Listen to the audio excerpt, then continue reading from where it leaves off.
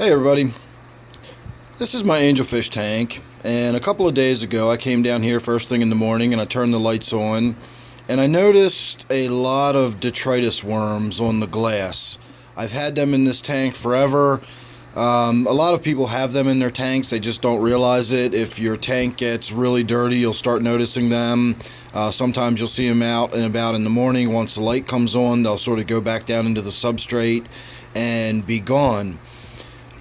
But they're always in there. And in this tank, I wound up going from having lots and lots of them a couple of years ago to not really even noticing them or paying any attention to them because I hardly ever see them anymore. I've changed the way I maintain this tank. I feed it a lot less, and I'm better about maintenance and that sort of thing.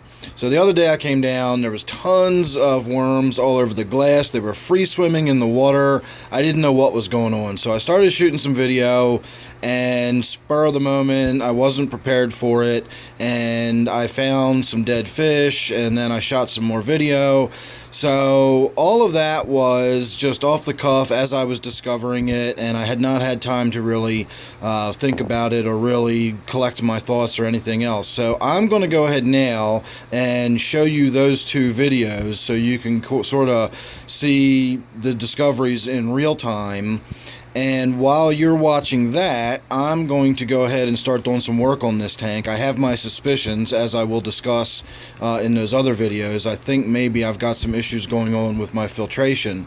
So you get on with watching those. I will get on with taking a look at my filter, and then I will be back and we'll talk about what happened, what I think happened, what I discovered in the filters, and so on and so forth. So you watch that, and I'll be right back. Hey everybody, can you see that squiggly little worm right there in the middle?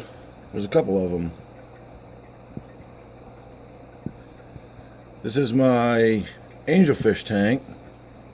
I just turned the lights on first thing in the morning, and I used to have a lot of detritus worms in this tank. I'd come in, I'd turn the light on, and the glass would be covered with all these little white worms. Now, not exactly sure what all these little white specks on the glass are, but they are all over the glass when I turned the light on first thing this morning. And you can see it's still first thing. The fish haven't even fully woken up yet. So I'm guessing in a very short period of time, all of these little white things will be off the glass and back down, hidden in the substrate. There's my little guppy that I put in this tank.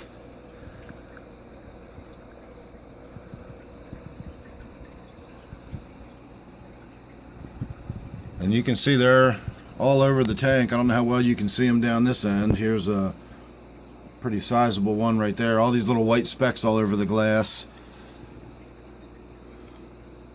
Well, I'll be, look. That certainly looks like a dead Pictus catfish. What in the hell is going on in my fish room? This is the fourth day in a row I've come down here and found dead fish, and they're all in different tanks. So it's not like I've done something or I've got some kind of contamination going on. I have no idea what this is all about, but that is definitely a dead Pictus catfish up there in the top of the tank.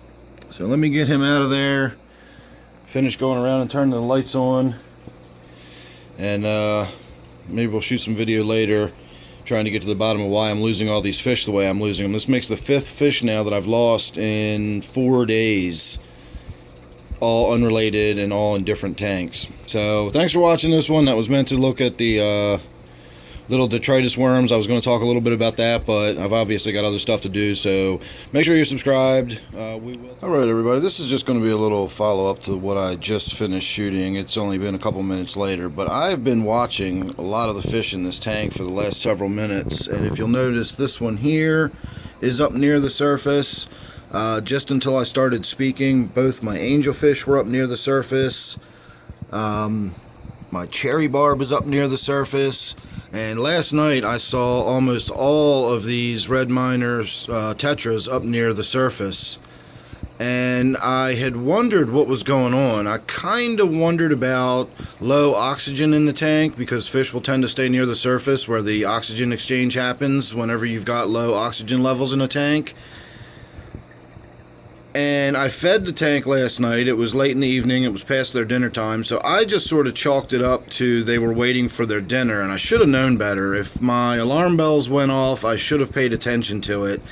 So I'm not really sure why the oxygen levels in this tank would be low all of a sudden. I've got everything the way I've always had it. I haven't changed anything at all in this tank. The surface agitation that I have in this tank, like most of my tanks, is minimal. You can sort of see the water in the back is aimed upwards from the spray bar a little bit, and it's not moving very much water. So I'm wondering if the inside of the filter is not getting gummed up and clogged up enough that enough water is not flowing, and I'm not getting very much turnover in this tank at all.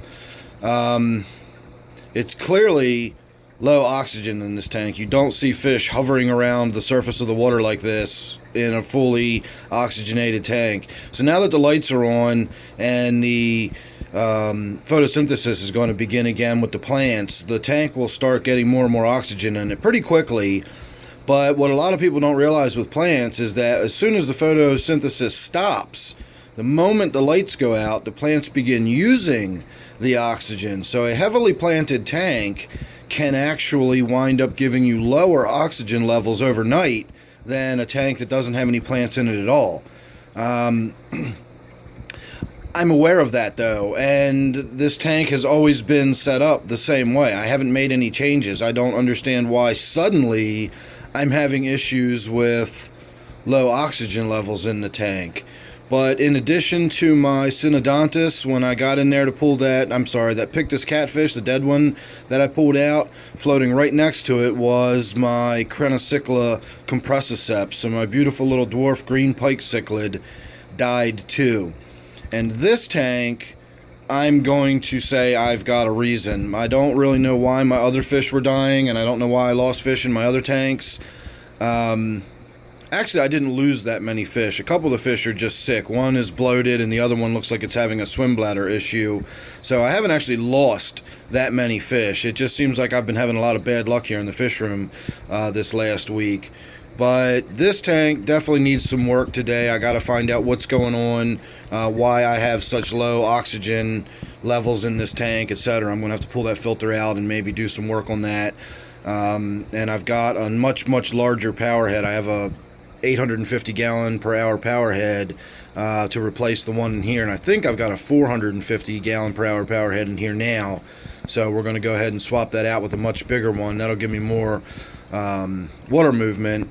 I'll also reduce the amount of plants that are on the surface, because that's blocking, anywhere where there's plants on the surface like that, it's blocking any area where water exchange can happen. And I think I'm going to adjust my spray bar to give me more surface agitation here in the near future. So once again, I'll ask you to subscribe. You don't want to miss any of that stuff I've got coming up. I've always got something going on, but obviously now I've got a project I'm going to be working on with this tank today. So again, make sure you're subscribed. Alright, I wanted to give you a look at these before I get the one back in the tank. The one on the right is the small one that I just pulled out of the tank. That is 425 gallons per hour. And the one on the left is the one I'm putting in the tank, and it is 850 gallons per hour. I've talked about these before. I really like them. This magnet goes on the outside of the glass. It's pretty strong. I wasn't intending to do that, but it gives you an idea of how strong they are. You can see the sort of little rubber bands that connect the base to the suction cup that goes on the glass. Those actually act as shock absorbers, and it reduces the vibration tremendously. So when you put these on the side of your tank, even this 850 gallon per hour, if you touch the glass on the outside, you can barely feel this thing vibrating on the inside, and they're silent. So I like them. It's the Coralia by Hydor. You put them in, you plug them in, and you just forget about them. They just run forever. So the only reason I'm switching them is because I want to get a higher volume of water flow around that tank. This little 425 per hour was not cutting it, so we're now going to use this 850. So I'm off to go get that installed, and then we will wrap this video up with a chat at the tank.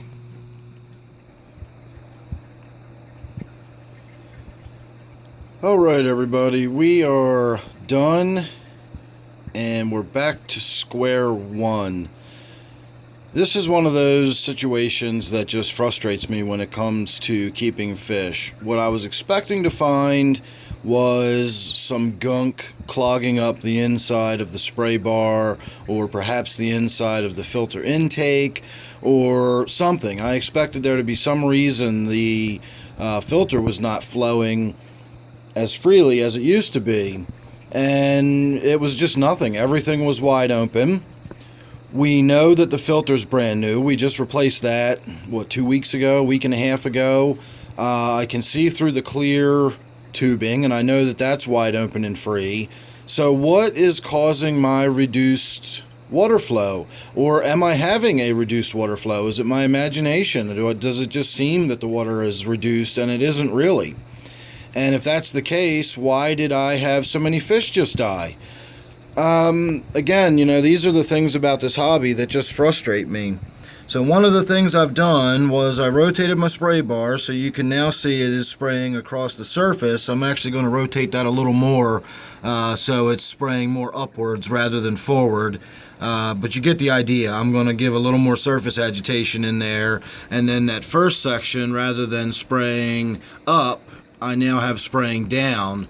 But the other big change I made in the tank was I put that large power head back there, and that is really moving. I mean, see, you can see the roots up here are moving around. Even this more dense material up front of the tank, this Java fern in the front, and the Anubias leaves are moving around. So I've definitely added a lot more circulation to the tank, and with circulation comes gas exchange, and that's what I need, was increased gas exchange. But the question still remains, why did those fish die? I've shot some video recently. This is almost the universe, playing a trick on me, or teaching me a lesson or something. I don't know. It just seems weird. I just got done shooting some videos about unexplained fish deaths, and fish, don't just die for no reason. And these didn't either.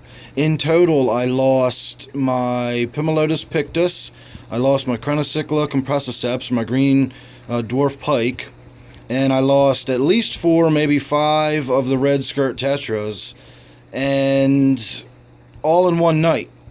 I could tell by the night before that something was amiss, and I could tell that everybody was acting as though there were low oxygen levels in the tank. Again, I should have responded then, and I did not, and of course I paid the price, so let that be a lesson to you.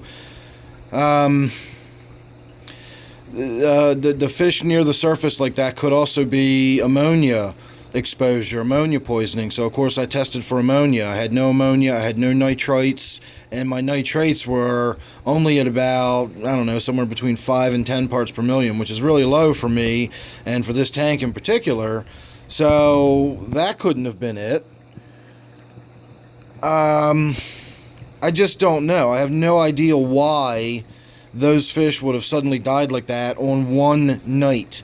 I already explained, I do understand that, you're going to get low oxygen levels when you've got a planted tank. When the lights first come on in the morning, or the moment before the lights come on, is the moment of the least amount of oxygen you have in the tank. And it can be pretty low. But this tank has been set up the same way for years like that. Why suddenly, in one day, was there such a reduced amount of oxygen in the tank? I also know that when you've got a lot of plants like I had covering the surface of the water, it's the surface where you get your gas exchange. So when the plants are covering it, if you've got a lot of biofilm on the surface, that will prevent oxygen and gas exchange. Again, this tank has been like this for a long time. There was no unusual amount of either of those things. It was, it just kind of looked like my tank always looks. And suddenly, over the course of one night, I lost all of those fish. And again, I would bet you $100 it was because of oxygen deprivation. And while that might be their cause of death, what was the cause of the oxygen depletion in the tank? I haven't a clue. I really don't. I've looked at the filter. Like I said, I've got plenty of flow through the filter. The other power head, while it was a small power head, it was the same power head that's been in this tank for years. I haven't added anything. I haven't done anything. I haven't changed anything. I have no clue as to what suddenly in one night caused all those fish to die. So if anybody has any ideas or suggestions, let me know. I would love to hear from you. But I guess my message would be, if you are fairly new at fish keeping, this stuff happens. I've been keeping fish for about 5 years now, and this isn't the first time something like this has happened. It's kind of the first time in a long time. Looking back, maybe a lot of my situations in the past that were unexplained then, maybe I could explain them now. And maybe someday in the future I'll be able to explain this one. But as of right now, I can't. I'm not going to let it discourage me. I'm not going to, let it stop me from keeping fish or anything like that. I'm going to make some changes and pay attention, learn, and move on. So we've made a few changes. We'll see what happens. I took the airstone out, obviously. And we will see, if this tank goes back to just ticking over the way it used to. I have also lost some fish in some other tanks. I've got some sick fish. I had a fish that died in my brackish tank. So I'm also going to be shooting a video about that in the very near future. Just the fact that I've had such a weird week down here in the fish room. I do want to talk about that specifically, but it is not going to be in this video. So make sure you're subscribed, and you won't miss that or anything else I've got coming up. So don't forget, this is my Angelfish tank. We will talk about a lot of my other tanks in the upcoming video. But thanks for watching this one. I wish I could have told you more. I'll see you on the next one.